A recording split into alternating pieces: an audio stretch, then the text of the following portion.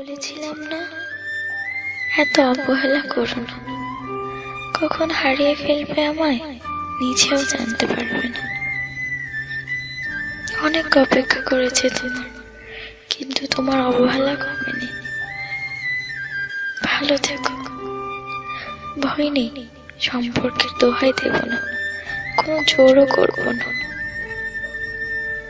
ইচ্ছে হলে SMS দিও, না হলে না দিও। তবে আগের মতো হয়তো আমাকে আর পাবে না।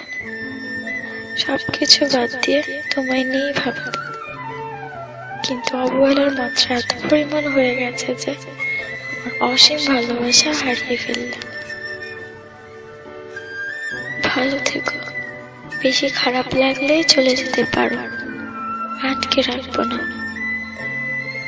অবশ্য এখন আমার থাকা আর না থাকাতে তোমার কিচ্ছু যায় আসে না। তবে মনে রেখো, আমার এই চেঞ্জের জন্য তুমিই দায়ী। একটা দিনে 24 ঘন্টা, তার মাঝে তুমি প্রতিদিন আমায় 4 ঘন্টাও যদি সময় দিতে, আমার কষ্ট লাগতো না। আরে আমি তো 4 মিনিটেও খুশি থাকতাম, তাও তোমার কাছে ছিল না। ভালোবাসার মানুষটির কাছে সব থেকে ভালো লাগার মুহূর্ত কি জানো?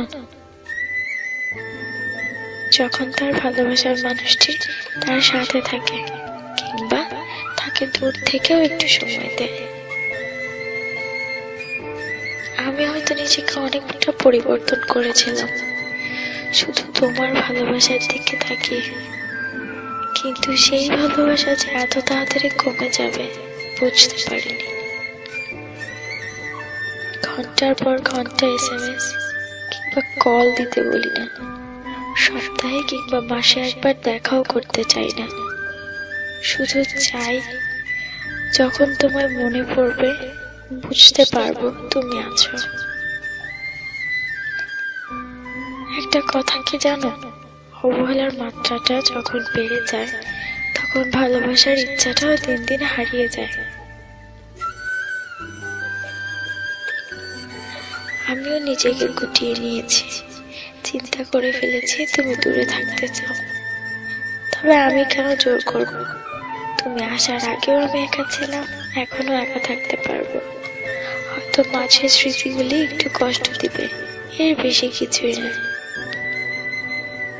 হয়তো অপেক্ষায় থাকবো, তুমিও একদিন বুঝতে পারবে ভালোবাসার মূল্য।